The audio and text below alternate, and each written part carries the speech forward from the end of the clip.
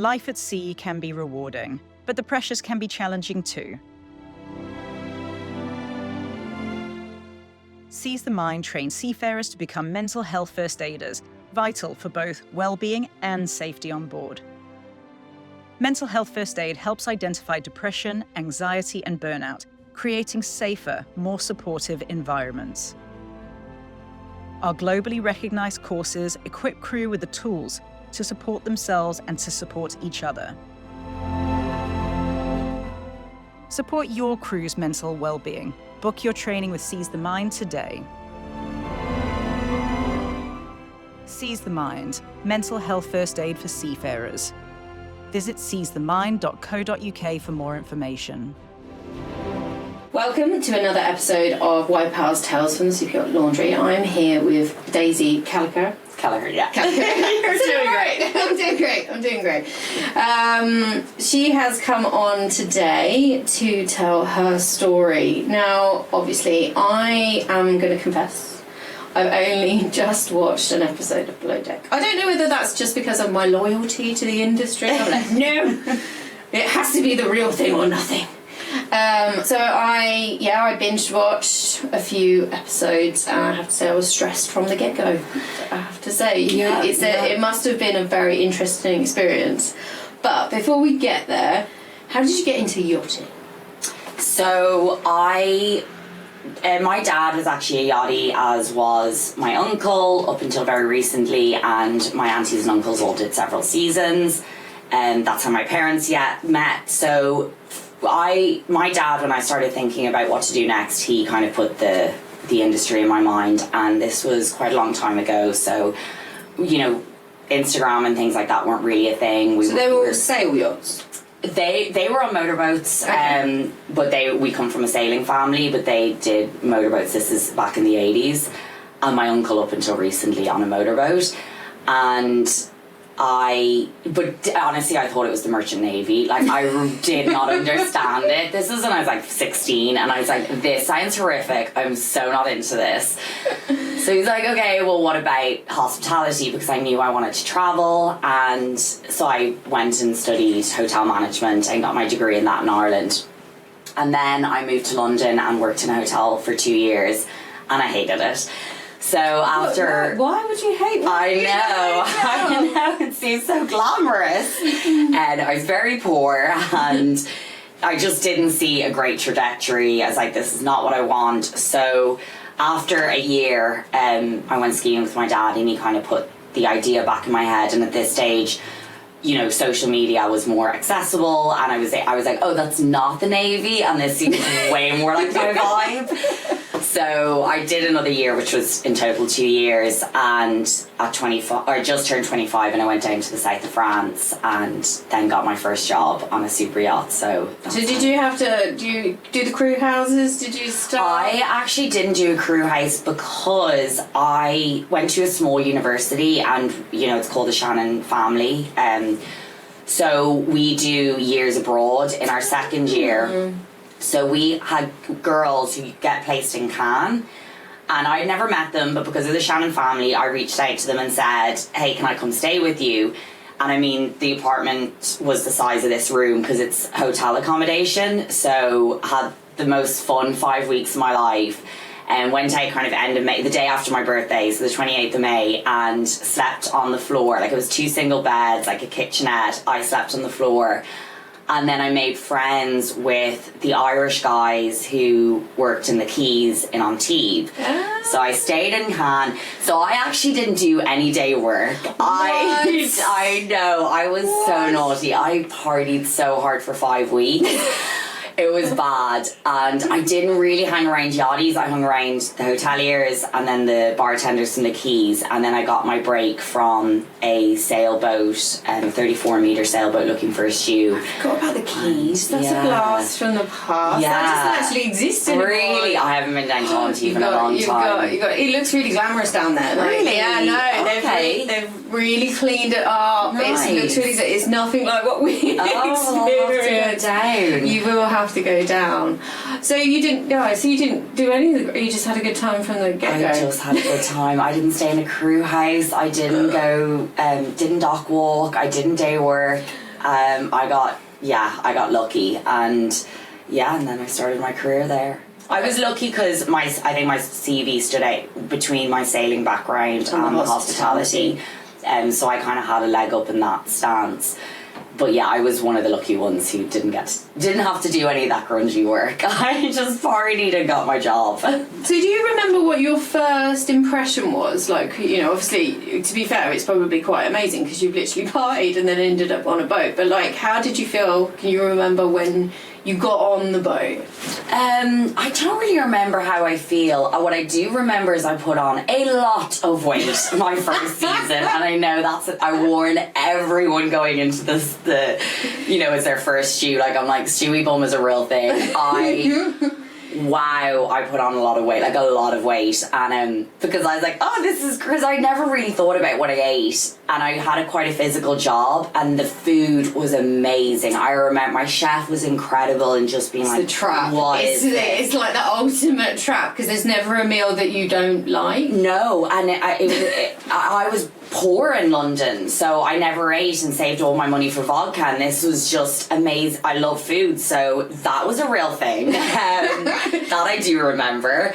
I don't really remember. I think learning, I remember being kind of overwhelmed with the etiquette of, like, you know, how you treat your cabin, how you treat the crew area. I think I remember being quite overwhelmed with that, and how to fit in and how to be respectful, and being like, oh, you don't do this. And, you know, my crew were great. It was a small boat, 5. I was a sole stew. And my chef was kind of the chief stew because she ran it with her captain, and they took basically greeny sole stews on. And so she was like my mentor and was like, you don't do this, you do this. And yeah, I remember being a little overwhelmed with that. And then being tidy. Like, the thing is, like, a lot of it in the beginning is just getting used to the routine. And then for me, it was just everything needs to be stowed. I've never been so tidy in my life. Like, it's waned a little bit now I've left. Yeah. But like, everything needs to be put away religiously. It changes how you move around. Yeah, I think I'm naturally a tidy person, so I don't even think, I'm not even sure I'd use the word tidy, just, that you have to put it away. It's not even just, being respectful, it has to go away, and just learning the jargon, and, the washing area was, in the, what do you call it now, like a bulk, down, under the floor. I can't even think now, because we are a small sailboat, so everything was under the floor. Just seeing how everything fits in, just kind of just being overwhelmed with, how it organisation works.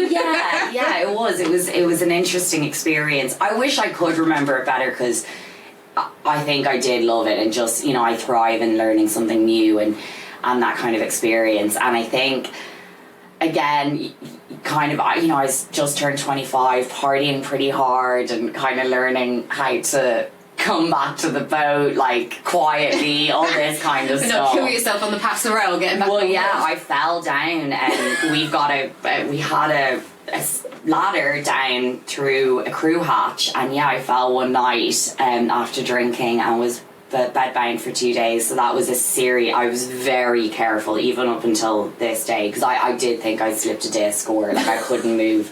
So that was the first summer is always a huge learning curve for the rest of your career. It is a huge learning curve. So obviously you're on board, you're living your best life. So your first boat was a boat called Marflow.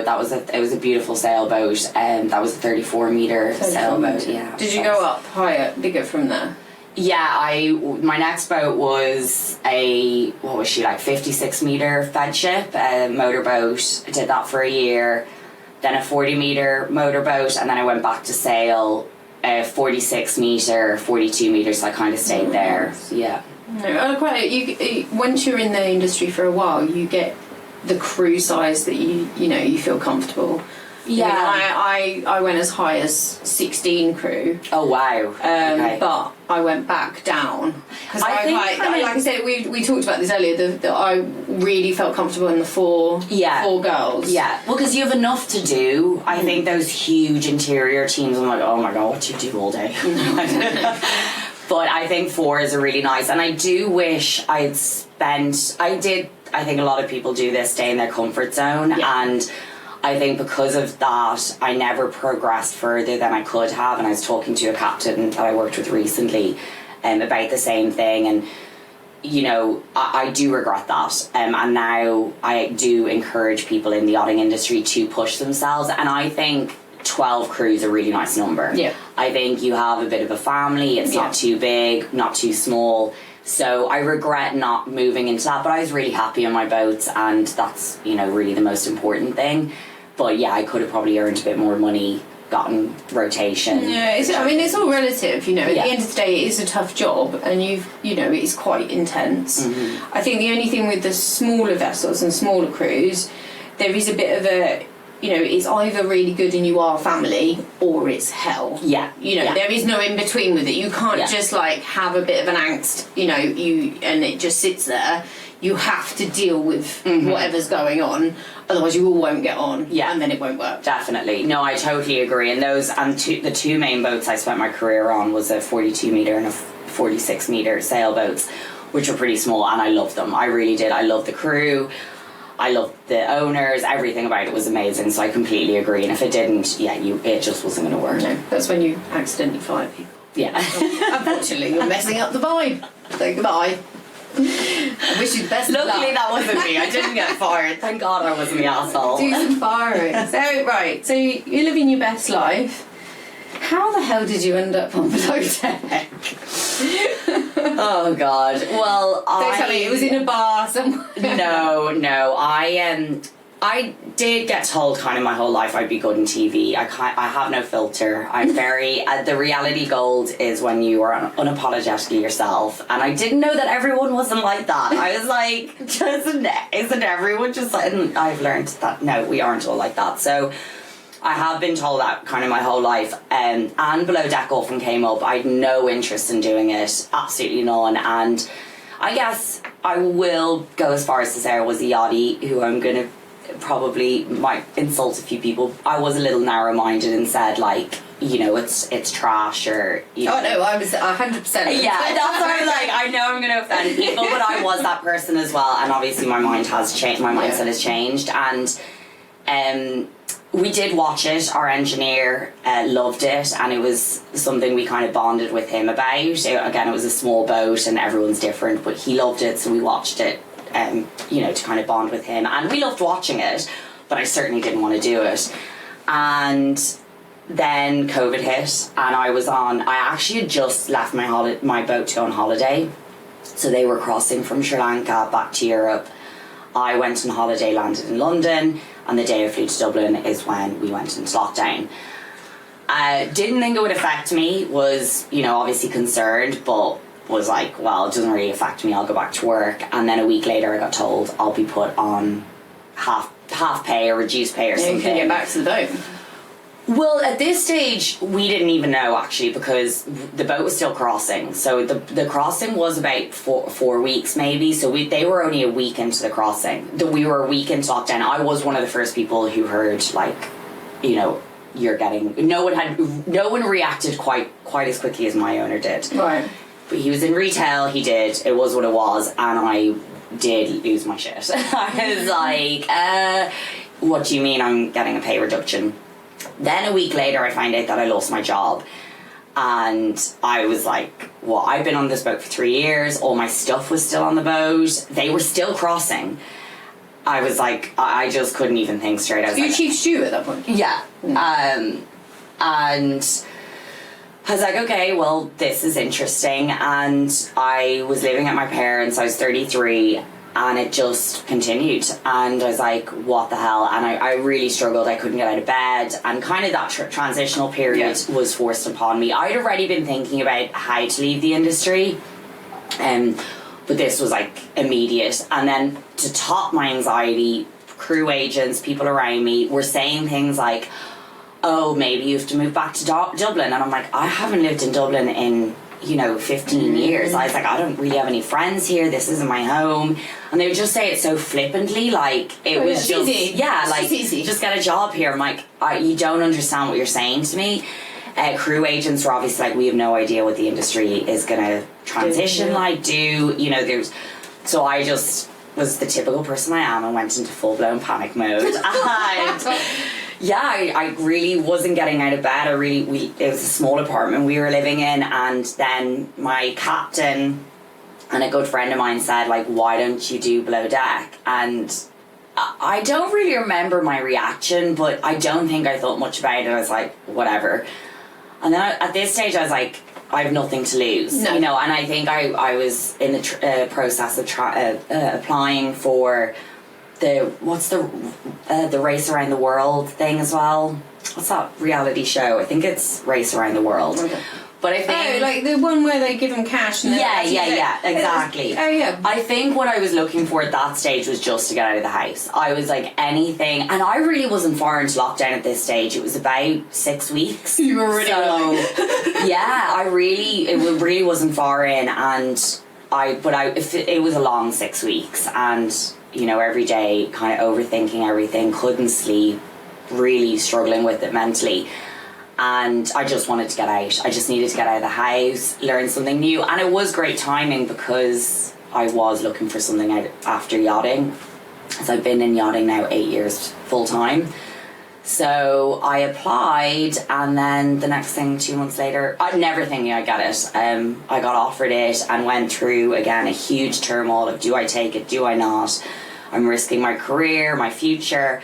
And then I was like, do you know what? I'm so desperate to try something new. Yeah, right. And yeah, that's how I ended up doing it. COVID. Yeah. You know, it's circumstance, but, you know, circumstance pushes you into maybe trying something new. Yeah, definitely. I think if it hadn't have been for COVID, I don't probably think I would have tried it. Who knows? Maybe I would have, but that was definitely the catalyst that kind of pushed me into trying it. I have to say, so like I said to you before, I watched a few episodes. As an ex-crew member, I found it very stressful. As soon as you walked up, I remember like watching you, like on the first episode, you walked up the pastoral and obviously said hi to the captain. I'm like, she doesn't know the captain. Like, they've not spoken before she's walked up. I'm like, what? And then it obviously, you see that you don't, like, these girls are coming on, you don't know who's a stew, who's a cook or whatever. I'm like, so nobody knows anybody, and then they're going to get you to do a trip after 26 hours. I'm like, right, okay. Well, that sounds pleasurable. I know. Actually, the first season was my favourite season. It's way more stressful now. But yeah, it was, you know, I guess parts of that are unrealistic about the show. That would never happen in the industry. Very rarely, unless someone broke their leg and you know, that morning and you had to hire someone.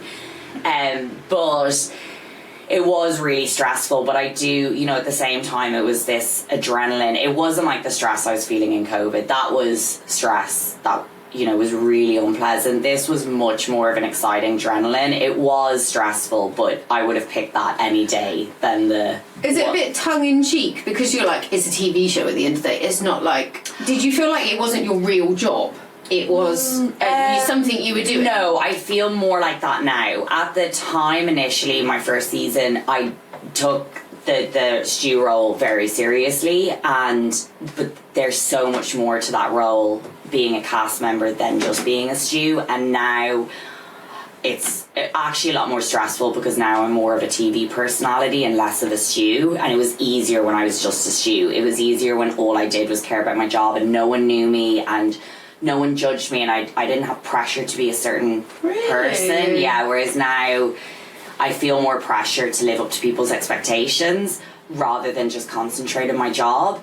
But what does get me through the day is just remembering it is just a TV show. Like, this doesn't define me, this doesn't define my work ethic or my personality, and so that's kind of what helps me. But at that first initial season, it was like work. It was just work, yeah. For me, all I cared about was my job. For me, it was a one and done. I had no intention of coming back for several seasons. I never thought I would. I never thought I'd be asked back. I just wanted to try something new and get out of that kind of COVID bubble and have a fun experience and just be a good stew. And now it's different. It's a little bit obviously, like it says, one of these questions that would come up was like, obviously it captures an intense moment on board. Obviously, is that, do you feel, you know, obviously some of it is, you know, it is just the day-to-day, but you do have personal moments in that. Did it ever feel kind of a bit uncomfortable? Or do you kind of, like, from a personal perspective, you do get to call the shots a little bit when you're like, you know, I'm crying, can you go away? Or does it have to be on camera? No, it has to be on camera unless you're in the bathroom. So I have had, you know, I've had news where people have passed and I've, you know, gone to the bathroom and they won't follow you into the bathroom, especially if it's like... Well, that's a relief. Yeah, it is. And they will you know, I've had producers text me being like, you okay? Because I'm still mic'd up so they can hear me crying in the bathroom. And times when I've had fights, but I've never really had them come into the bathroom, but definitely if you're in a bedroom and it's something that they can use, they will. You know, I signed up for the show. I'm willing to give most of myself to the show. I don't think it's fair to yourself, to the viewers, to the producers, to come on the show and say, no, you can't, you know, start filtering yourself. And I've seen people do that on the show and it really, really grated me. It's not fair that I give my full self and you only share a filtered version. Do you not think, as a viewer, you probably see through that anyway? Yeah, well, they never get asked back. They, you know, whether you're a viewer or a producer, and I see it, I'm like, you know, you think you're getting asked back because you're showing a filtered version. Well, you're not, because, like you said, it's transparent. But that's frustrating. So no, I try to give it my all. I'm okay with it in the moment, but looking back, and I've had, as the seasons have progressed, I've gone through it's become a lot more personal and less about my work, which I think as stewardesses or anyone in an industry who's been there a while, you start being able to do your job with your eyes closed, and you do start letting, I think, your personality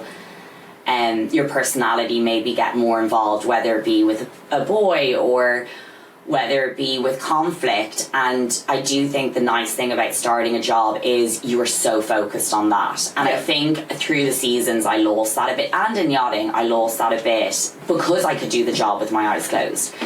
So as the seasons have progressed on the show, I've definitely had a lot more of my personality show and personal conflict and love triangles, and that's been really difficult to look back on and share with the world. That's not been easy. A love triangle, like...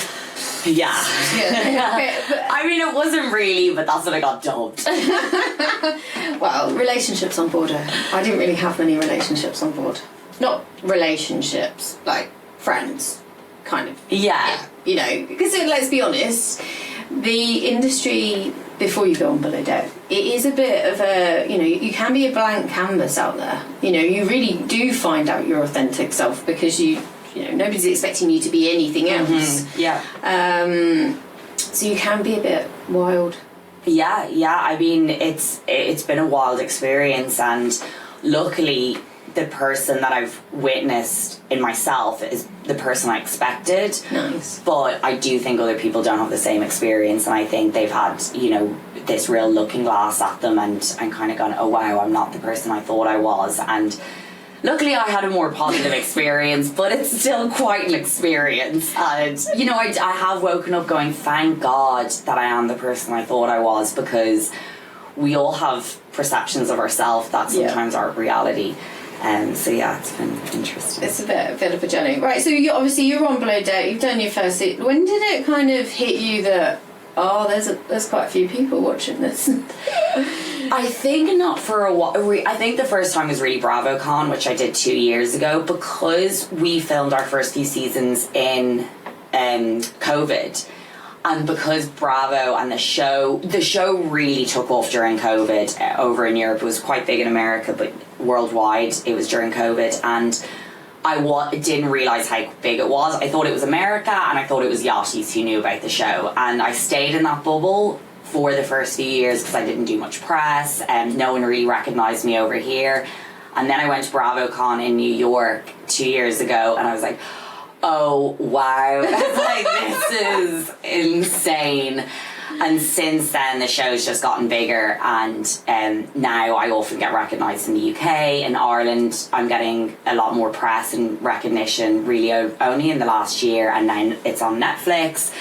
So yeah, it's just getting bigger and bigger, and then people are like messaging me from like, I think one of my biggest Instagram audiences is somewhere really random. It's somewhere like India or something, or yeah. So and when I do press for the show, I have to say things like, "Hi Korea, thanks for watching Vlogak Sailing," and I'm like, "Are people watching this?" They're like, "Hi Japan," and they're like, "Yeah, it's worldwide." That's quite amazing. Yeah, I get people on Instagram who message me in French from the Seychelles and from all over. So yeah, it's pretty big. I've got a question here. So obviously with the crew dynamics and stuff, could you share anything behind this? Like, basically this means like, did you want to fire anybody straight away? Because when you're like forced, like, because when I was watching it, I'm like, you didn't get to pick anybody. So in a normal environment, did you come across people who you're like 100% you would never be on my boat if I ever had to choose? Yes, I did. But I will say, with my personality, and I did say this before I went on the show when they casted me, I was like, I like to think of myself as a nice person, and I try. I'm not always nice, but I do try. I think it is one of the most important things we need in this world. And even though there were people that as we progressed in the show, kind of going, this person's a clown, why are they here? I am very much the kind of person who will encourage, and I will like encourage you to death and keep trying to get you there, and I don't want to see people fail, even if I don't like you or I don't think you deserve necessarily to be there. So for me, firing someone is a last resort, and I have never fired anyone on the show. I've definitely had that so I power. thought you were kind of like stuck with them and they'd have to No, 1000%. If I haven't done it, so I'm sure there's times when either the captain or production possibly might try and encourage me to keep them there, but no, if I'm like, this person's a clown, and I'm on camera and I'm like, I need them gone, they have to roll with that storyline. Like, I've said this, I want them gone, but it's not my personality. I don't believe in that. I don't want anyone in the show to be humiliated. I don't think that's productive in any way. So no one's been that annoying yet. Borderline.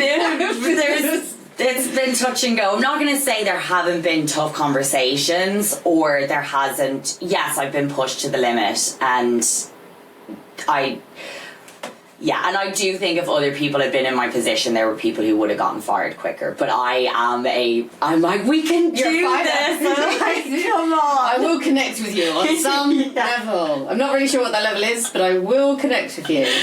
No matter how much of an arsehole you are, I don't want you to be humiliated on TV. But yeah, there's been some sticky situations. So I would probably say you're quite easygoing. When you're handling negative situations like that, optimistic.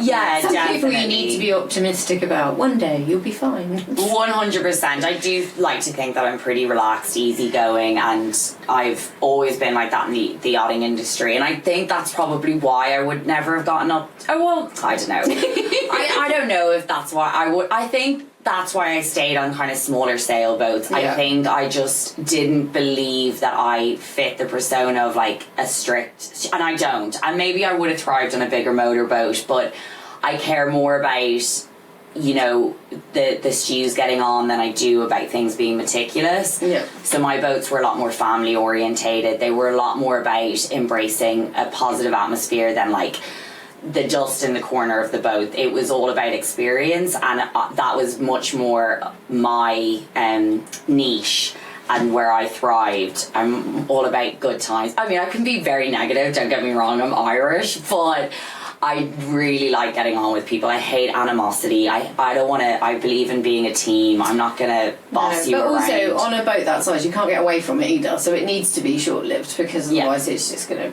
It's not going to... Definitely. You're not going to be able to survive. Can you give me one high and one low to kind of, from your time on the show? Like... Oh, God. Okay, well, a high, I'm going to say just the experience. Just, there's no way I thought when I applied 4 years ago that I'd be sat here. Like, my life is wild at the moment. super exciting, full of anxiety, but that's definitely be the high, just the opportunities and just the experience every day is different. And the low, I mean, I think it's actually, I was going to go with the kind of trolling and stuff, but no, I'm going to say actually more the anxiety of what's next. I think they go hand in hand. I think the high is that I don't know what... Do you get trolled? Yeah. What? Actually very little, thankfully.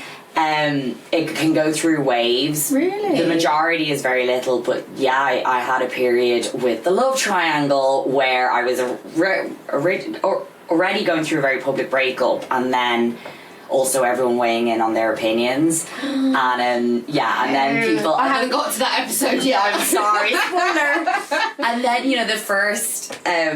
the first season, the amount of times I got called a man because of my voice, I was like... And then I'd get Irish people being like, it's a South County Dublin accent. And I'm like, yeah, stick up for me. I get my nose. People love to troll my nose. What's wrong with your nose? Don't know. Now I already had a complex about it, and now I have an even bigger complex. It's the ugly person online. Yeah, exactly. The breakup, everyone had an opinion. Luckily, I really do think out of the trolling world, I get very little, but that's hard. But I think the highs and the lows go hand in hand. I think the positive for me, the biggest positive is not knowing what's next, and then that's the most exciting part, but also that's the one that weighs in with the most anxiousness. Terrifying. Yeah, really. And more because I'm just like, how do I pay the bills? How do I keep going on this trajectory? Like, I love my life, I love my job, but it could all end tomorrow, and that's quite scary.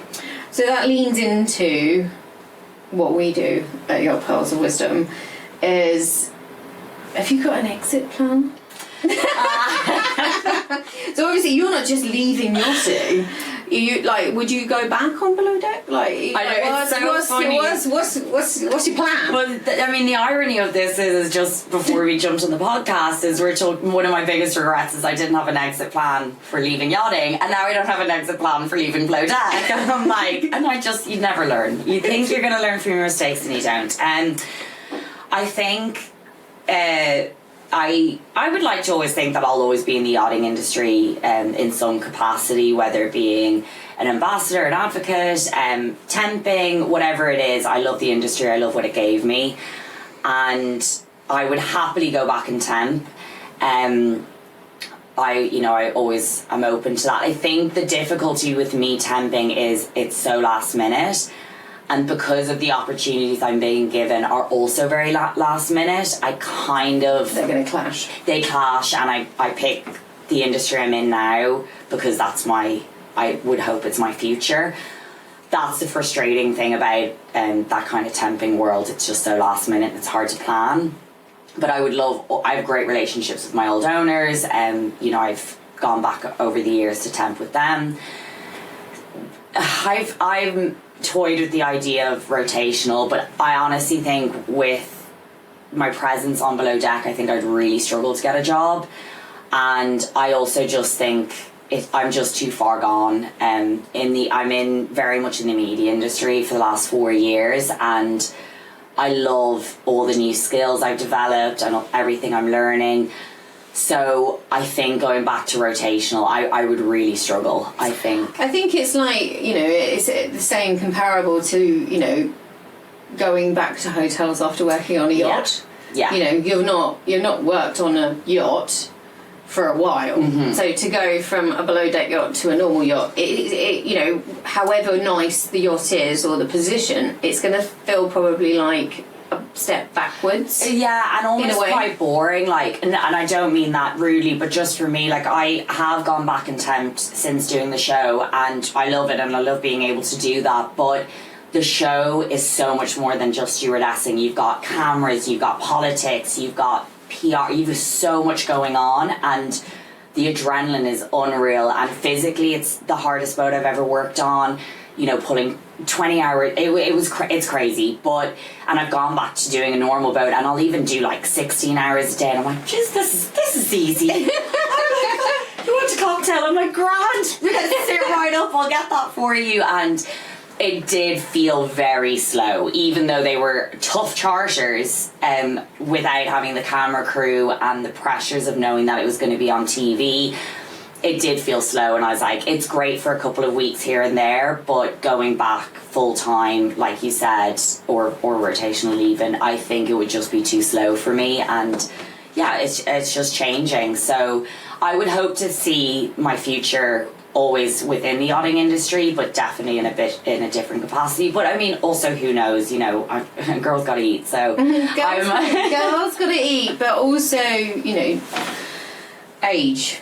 Yeah. You know, age in the industry. So before we came on the podcast, we were talking about age, and you know, you very rarely used to see women in their 30s on board.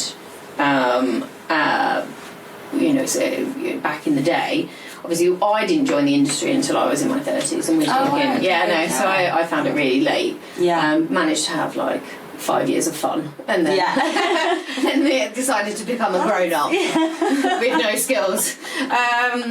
It's, you know, time is ticking. Yeah. You know. Yeah. And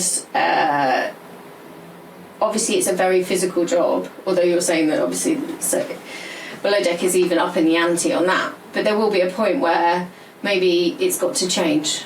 You know, maybe not necessarily so physically demanding, still, you know, stimulating and challenging, but not like 20-hour days. I think for the physicality, I actually really don't. I mean, it's really difficult, but I'm okay with that. I think the age thing is, I think most women will agree, it's just and I don't mind living out of a cabin. I don't need a huge room, but you know, you're in your 30s, like I'm almost 37 next month, and I have stuff. Stuff you don't want to get rid of. Yeah, I've accumulated stuff. You know, when I was 25, I didn't have much. I was only on this earth for 25 years, didn't really have any money, didn't have much stuff. Now I'm 37, I've got money, and I got stuff that I like.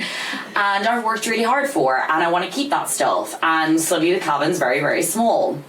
And yeah, I want to have personal time, and I'm somebody who is very easy to share my space with, but yeah, I'm not 25 anymore, and I have earned the right to have my own space. And I think that for me is what's more important than even the physicality of the hours and things like that. It's just having that kind of independence and that privacy that I crave and that I've earned, really. Yeah. And that's, I think, what's tough for women who are kind of growing older. Well, that was my plan, just buy a house. My plan didn't really extend much past that. At least that's a I was start. like, I just want to buy a house. I didn't. I didn't manage to do it by the time I left. I failed miserably.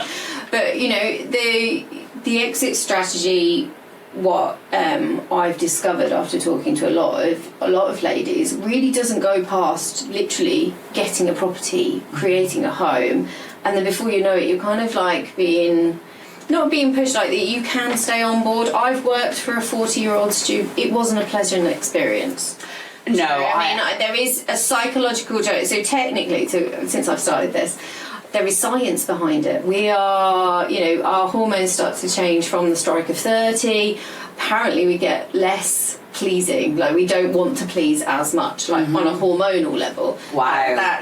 So like our body's already working that against doesn't surprise me in the slightest, and that the fact that you discovered that there's science behind it, because I completely agree. I unfortunately think that there's not always a place for older women in the industry. I think it's great that there are so many, but yeah, they get bitter and they get bitter's a strong word. I would say we don't put up with as much shit. Yeah. Okay. So you're a twin. So for instance, so we've talked about some highly emotive things like sexual harassment on board and stuff like that.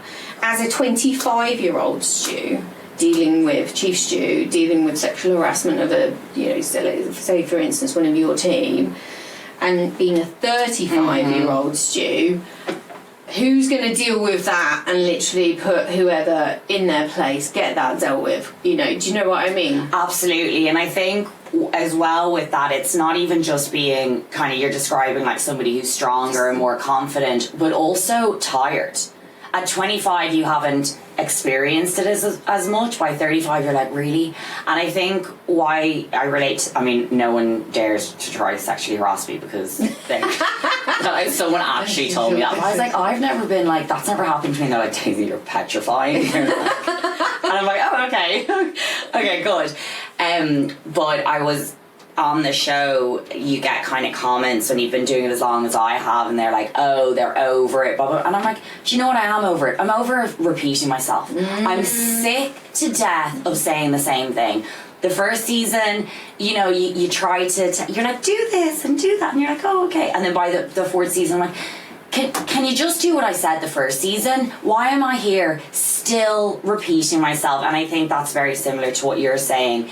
Not only are you more confident and know what you're talking about, whether it be sexual harassment or speaking to your owner, your captain or your crew, but you're also just sick of repeating yourself. Or being doubted. I mean, we're going to do an episode about power dynamics. So obviously within the industry, women are always... The power dynamics always not necessarily in our favour, because obviously the industry is just full of women from 20 to, you know, maximum 40. Whereas a captain, you know, can get all the way up to 60 years old. And if you're a 5-year-old chief stew and your captain's 50 and you're like, well, that's not right. At the end of the day, you're shouting at an old man. I'm married to an old man. He's really hard work, okay? You know, I love him to bits, but arguing with a 50-year-old man at my 40s is still challenging. Yeah.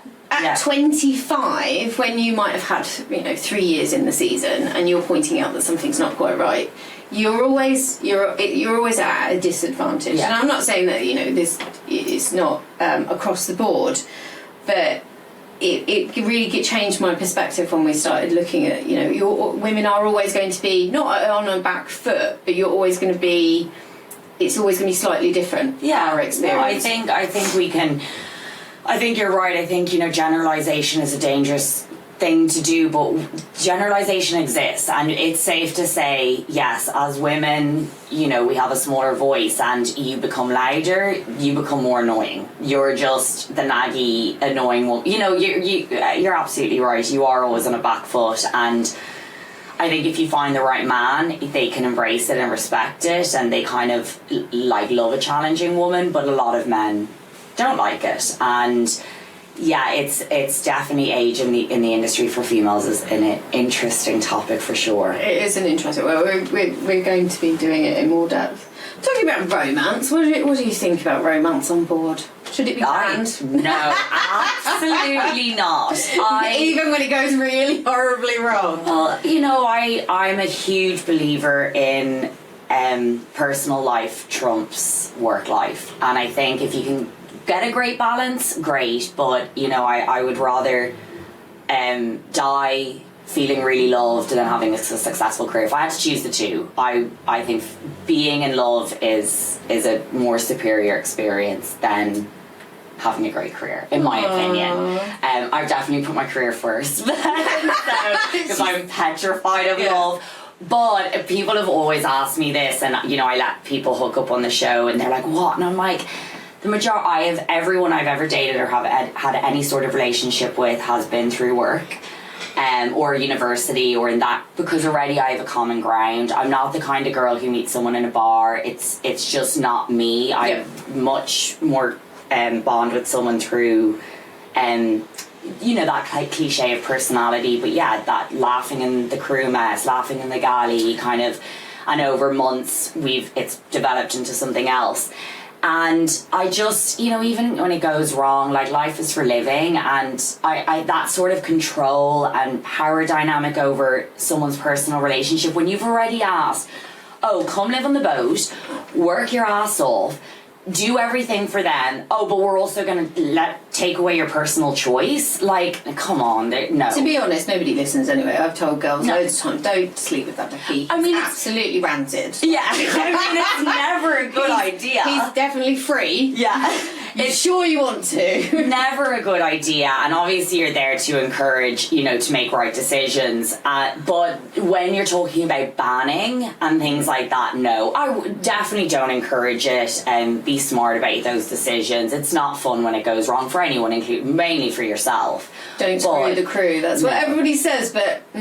I mean, every situation has turned horrific for me, including the one that went streaming to 200 million people or 20 million people. But no, life is for making those experiences. I couldn't imagine having that sort of control over someone. I don't think it's right. No, and like I said, it doesn't work. I've tried all sorts of things to try and convince. Just don't. Okay. Are you okay? 2 weeks later, are you okay? No. I mean, the moral of the story here is men don't be arseholes. Well, girls can break hearts too. This to be true. fair, they can. I mean, it's close quarters. Close quarters. So basically, we've surmised that you don't have a plan. No, I don't have a plan. You're becoming accustomed to life on land a little bit right now. Maybe the new guys. Would you go? Are you going to go back and do it another season? Are you thinking about it or not? Or? If they ask me back at the moment, yes, it's given me huge opportunities. It's definitely a lot harder at this stage. Like I said, the pressures of me being a TV personality is a lot different to 4 years ago. 4 years ago is nobody expected anything. Now I'm like, like they just think they know you, and that's hard. You don't let anyone down, including people who watch. But it's given me amazing opportunities, and I don't feel quite done with it. But that's up to Bravo. That's so out of my control. I don't know whether I've got it in me to watch a different series. My best friend is obsessed. She's watched everything. Every single one. She doesn't work on yachts, and she's watched every single one. And every time we get together, we have a glass of wine. She's like, do they really do this? I'm like, go away. So where are you based now? You're based in London. I'm based in London, and I am really lucky. I have to say my transition has honestly been great. What I'm so lucky with as well is I still get to travel so much, just in a different capacity. So I spend about 6 months of the year away, which is way more than I thought it was going to be. And actually I'm so grateful for that, because I don't think I'm ready to live anywhere full time, especially in the UK. I think I would struggle. I really struggle this winter with the weather. So I'm kind of, I don't know how, my mum always says it, she's like, you land on your feet. So kind of magically still get to travel as much. But now I just go on planes and stay in hotels and not in boats. Awful. It sounds terrible. I know. I did see the photos of you in Vegas. Awful. I know. I mean, experience. those 2 weeks were just incredible. And so I'm mainly in London, but I still get to travel a lot. So I'm still trying to keep this trajectory going. I haven't planned how I'm going to do it. But yeah, we'll see. We'll see what happens. Obviously you've seen the industry from internally, and then I would probably argue to say the below deck is an external view of what the industry is. Have you seen, in your perspective, do you think we're talking about positive changes? What if you're encouraged by that since you started from the very beginning has been definitely a positive step in the right direction for the industry? I think positive things are things like discussions of mental health. I think things like this is really positive, that the community I think is getting stronger. Whereas before it was kind of this influx of maybe people just coming into the industry and leaving, whereas now it's definitely more of a community. I think positively, I think women being able to have more of a career older, it's not as frowned upon if you're 35. I think that's great. Definitely when I joined at 25, it was like, what, you're 35 and you're still in yachting, whereas now that's the most normal thing, which I think is great. I think women have more of a voice. I felt more respected as my career progressed in yachting. I think there's some of the positives. Yeah, it's the mental health for the industry is a big is a big change. Yeah. You know, just to recognise that the job is tough. And it's not very friendly if you are suffering. It's not necessarily the most friendly industry to suffer in. No, it's because hardcore. you know, to admit that you're struggling could, you know, we all know people that get sent home and then they get the phone call when they're at home going, you know what, you know, we've sorted it out, kind of thing. Yeah. So they don't want to admit that they're having a hard time on board. Yeah, and I've had situations, even, you know, when I've kind of left the industry, people messaging me that, you know, people I've worked with, whether they've had a crew member suffering with mental health or some sort of eating disorder, and they're like, how would you deal with this? I need help. And unfortunately, the real attitude, not because they're bad people, but just because they didn't know how to deal with it, was really put their head in the sand. They're like, we don't know how to deal with this, so we're just going to ignore the problem, whereas we're you know, you're their family, it is your problem. And, you know, I did the first aid mental health course with Seize the Mind. Amazing. And it was amazing. I loved it, and really tough couple of days, and I thought it was brilliant. I really thought, you know, and I know they're pushing to get it, you know, mandatory into the SDCW. Yeah, and I think it should. I think just even for a captain, especially, because I think again, generalising, most women are in tune with things like anxiety, eating disorders, or at least aware of the words, if not experienced it. But I think men, again, not always, but most men are like, what is anxiety? I don't know how to deal with an eating disorder. I don't know how to deal with depression. They're so scared of it. And it's not because they're bad people, they just don't understand it. So I even think being able to do that first aid course and just being familiar, you know, not being an expert, but just being familiar. So those words, they're not overwhelmed with it. And they're like, okay, we can deal with this, or we know who to go to help you. So I think that kind of movement is amazing and really important for the industry. Recognising it. I mean, the one of the things that will probably always be a bit of a sticking point, which I imagine is, you know, it's a tight ship. And, you know, imagine, for instance, you've twisted your knee or whatever. Your girls can cope for a little while if you're not fully functional, but it's not a long-term thing, because if you increase their workload, they're not going to be able to keep up with it.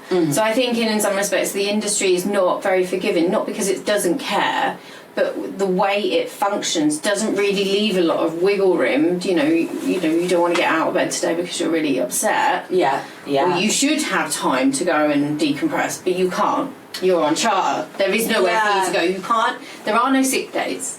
You know. I think that's an interesting kind of angle, and I think it's a topic you could dive into for hours. I am a millennial. I am a hard worker, and I agree, in yachting there are no sick days. I do think resilience in yachting is very important, but I also think in life, I think resilience, and I think there's room to be depressed or sad or anxious, and that absolutely there's room there. But do you get to stay in bed?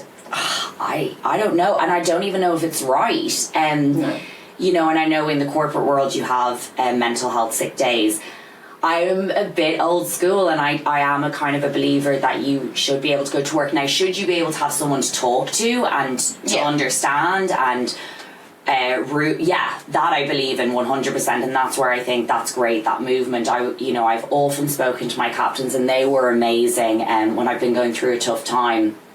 But would I have ever taken a day off for it? Like, work is work, and I think, you know, a surgeon doesn't get to take a day off. No. And, you know, if a pilot's mid-air, I certainly hope they won't be like, I'm just feeling really sad. I'm just going to cry in the bathroom. Yeah. On the plane on your own. I am a bit old school that I believe the same in yachting. I think we're there to do a job, and I think if we take too much time out for things, where is that going to stop?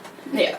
So there's a balance there to be had. Resilience is a really interesting word, and being aware of what work and powering through could help you know, you aren't feeling great, but if you keep your head down and keep going, it could turn out well.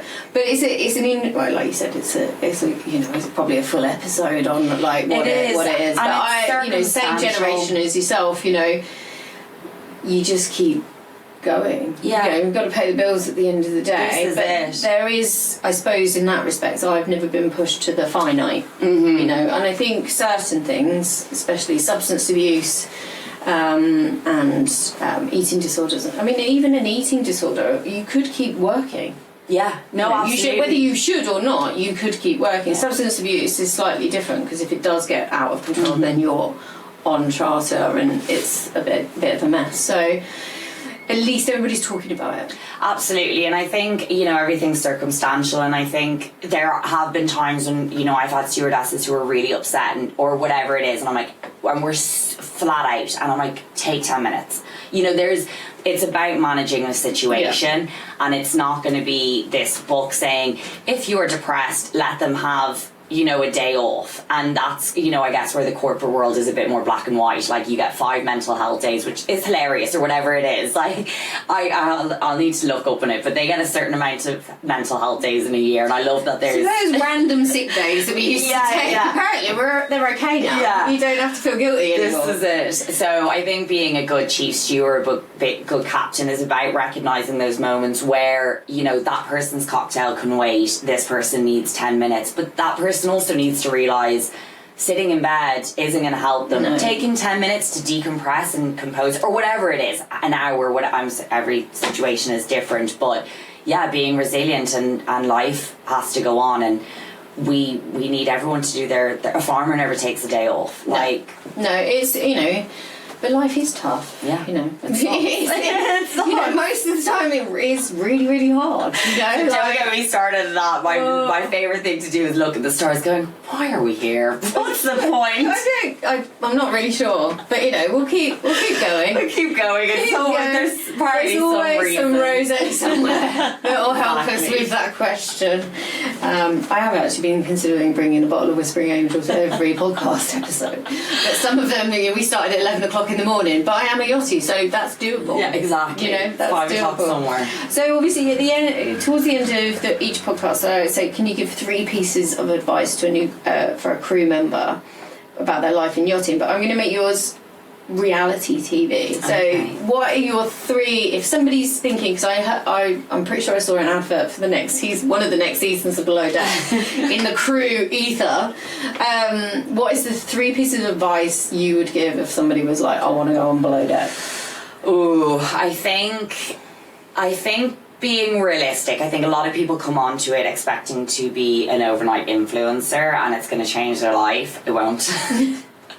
My life only slightly changed in the last year. It won't, and that's really hard to watch. That's not easy to watch, these kind of really young people coming in and being like 22 and being like, I'm going to be an influencer, and nothing comes of it. That's, so definitely be prepared for that. I think also, you know, not trying to filter yourself. You need to come in and be strong and be confident in who you are. That's also tough to watch, especially with the younger people. I was very lucky when I did it. I was 33 and I'm quite secure in who I was, relatively. But these younger people, I'm like, ooh, this is not easy to watch. So but that's what they want on the show, isn't it? It's like a slow car crash. yeah, definitely. But I think if you're a car crash and you're okay with it, that's easier to watch. You don't have to be perfect, but you need to be comfortable with who you are. So being that car crash and going, you know what, I'm not perfect, but when they have to watch themselves back and they're not happy with that, that's so being secure in yourself and not expecting to being realistic about what the opportunity you've been given. And I would say as well, if you are looking to get into the industry, to be a yachty, don't start with Below Deck. End your yachting career with Below Deck. Don't start your yachting career with Below Deck. You can, but not the best idea. I can't imagine. Well, I think, to be honest, like, so obviously I was of the opinion of I'm not going to watch it. Like, I feel like I'm betraying the crew on board if I watch this So thank you for bringing it into my life. But I do think I'm being a bit like, now on reflection, it's just a bit melodramatic about it. And with all the talk of like, if you go on there, your career will be ruined forever. I'm like, that's not actually how the yachting industry works. You know, you can get a job if you really want to work on board and you are passionate, whether you've been on below deck or not, and you're good at your job and you're nice to be around, you'll get on board. Absolutely. And I think it's really great how it's changed, and I'm a person who can put up my hands and say I was wrong, and I was that person who was I watched a show because we all did in the crew mess, but very much did that whole like, oh, you'd ruin your career or whatever. You absolutely won't ruin your career, and it's just an experience. It's a bit of fun, and it doesn't define the yachting industry. I am lucky that I've changed a lot of people's minds, whether people have worked with me and they would still work with me, and they're like, Daisy's a great worker, I was a great chief stew, I was a great crew member, and just because I did reality TV because it was an opportunity that was right for me, it doesn't change the yachting industry or anyone's experience. And you're right, it's people kind of get into their narrow-mindedness, and it does frustrate me when I see comments on Facebook forums just being nasty, and it's like, this is a huge production that makes so many people happy. It's just a bit of TV. It's just a bit of TV, but you can not be on below deck and be an arsehole. Oh, 100%. You know what I mean? So that's just it. like, they're just assuming that everybody that goes on it is, is a drama queen and wants attention and all that kind of stuff. So I take it all back. Yeah. No, I was the exact same, and I think a lot of people are the same as you and I, and are able to change our minds and say, and that's what makes us human. There's some painful moments, like. Look, trust me, I live them. There definitely is. There's one where they back into the dock, like, honestly, I looked like, oh yeah. I was like, is this real life? Yeah, apparently it is. They literally, like, mangled the back of the boat. That's I was just like, okay, that's I've had more wild experiences on below deck than I have in my own career. But yeah, it's great, and if you want to do the show, and people who are, if you don't want to hire someone to do the show, that's fine, but I think when people start getting on the internet being like, blah blah blah, I'm like, oh just give it a break. I'm like, just concentrate on your own crew, because you probably have bigger problems there. I would, like I said, I kind of, it did take me back, like it took me back to being on board, like running down in this crew mess, and I literally could step into it, but then I did get really stressed out when when things were going wrong and things ended up breaking, and we're going to be underway in 2 minutes, and like you've got a breakfast set out. I'm like, well, that's an argument later on, isn't it? Well, what's actually really interesting is I did think a lot of people when I did the show would be like, oh, what's Daisy kind of lowered herself to or succumbed to, and the overwhelming amount of support from family to friends to crew members was actually quite insane. I really thought people were going to be like, what are you doing? Whereas everyone was like, go for it. And not only that, but the amount of people who've reached out to me since I've done the show who I considered very capable, amazing yachties, like incredible chefs I've worked with, stewardesses, mainly chefs, who've reached out to me saying, hey, I've considered applying, what do you think? From deckhands to chefs to stewardesses, and really taken aback by it. And I think they've seen the opportunities it's given me and to other people, and like you said, thinking about their exit strategy. They're in their 30s. What else can you do? And what else can you do? It's giving a platform to people who want to do things, who are capable of doing things. So I've really been surprised at how many people are really changing their mind about the show, and for a more positive reason. Don't take it too seriously. Basically, you have some really interesting guests as well. It's been an experience. But just before, so 5 years time, where are you going to be in 5 years? God, I don't know. Put it out to the universe, ask the ether. I think I'd like. Yes, I would like. I think the thing that I've learned from Below Deck is say yes. So I'm on a huge yes trajectory, and what's hard about the exit strategy for me from Below Deck is everything is changing so much that I am kind of leaving it a little bit up to the gods, but saying yes to everything. Yep. I've gone a long way in the last 4 years. So the next 4 years, I'm really pushing the TV personality thing. I really enjoy it. I'm quite good at it. I'm very comfortable in front of the camera. How that's going to look, I'm not sure.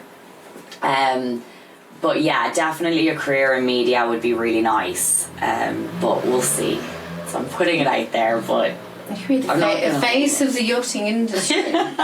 You know, you can do those really exciting articles about what boats being built. Yeah, well, look. Yeah, amazing, really exciting. Yeah, so we'll see. Yeah, maybe have a house. That would be nice. House, babies, marriage. I would like a baby. Marriage, I'm open to it, but yeah, a baby would be nice. In 5 years, I'll be almost 42. Definitely thinking about it at 42 anyway.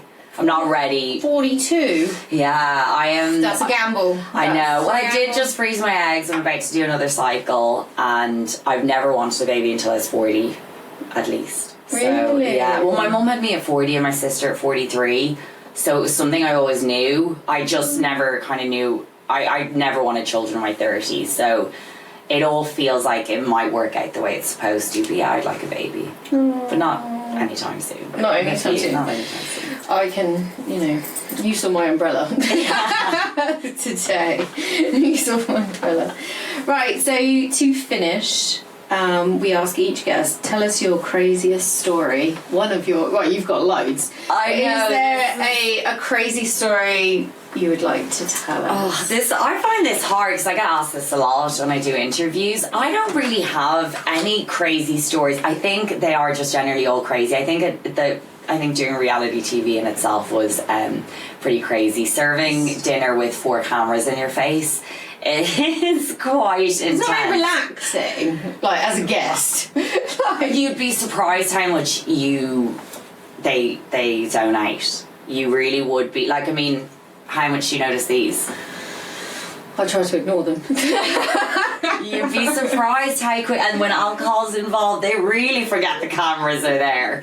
Yeah, I think just being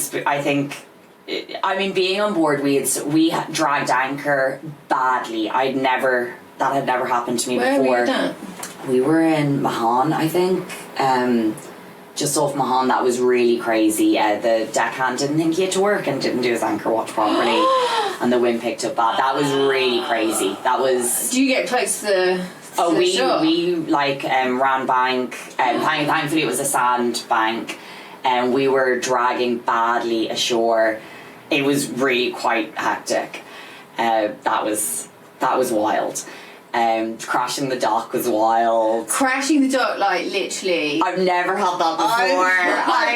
There were moments. That wasn't slow either. That was a full on. Yeah.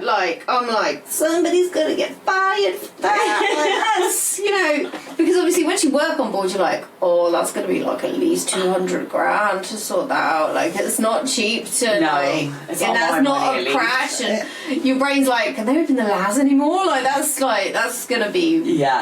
We made it through it. Look, what we have pushed through on that boat is incredible. I'm surprised it doesn't sink. Yeah, it's actually a way better condition from when I first joined that boat. All these crashes and stuff. It's a great boat now. Yeah. So yeah, I think just the experience in Below Deck has been wild enough in itself. Every episode's a bit bonkers. I suppose it is quite difficult to narrow down what is the most bonkers moment. But who knows? There could be a whole other season. Yeah, well, that's up in the ante again. Thank you so much for coming on. It's been a real pleasure talking to you. Maybe we'll get you back on when you've got an exit strategy. Yeah, for sure. Have me when on. you've worked it out. The thing is, obviously as females, it's it's an all-encompassing industry. To then have to go and reinvent yourself all over again. Mm-hmm. I've said many times, to get in is the easy bit. The getting out is... I completely agree with you. It's a complicated affair.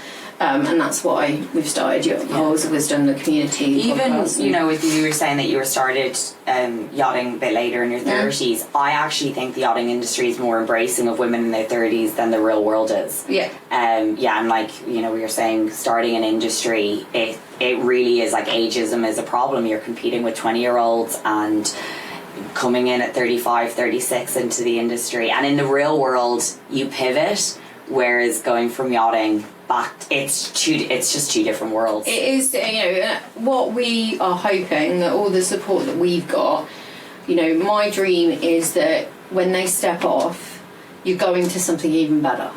You know, because obviously after speaking to hundreds of ex-crew members now, it's so hard because there is no support, there is no indication, and even to a point, an individual like yourself, like, what can I do? Yeah. And you can do anything, which even makes it even worse. You're like, I can do anything. Yeah. Okay, and then I've got to work out where I'm going to live. Oh, I'm God, like, I'm still trying to figure out. You know, what job I'm going to do, where I'm going to live, I'm going to have a baby, might do a house renovation at the same, like all of these things are all, you know, all at the same time, but we are here to help. So if you've enjoyed this episode, please join us again for the next one. Thank you so much, Daisy. It's been an absolute pleasure. You're welcome.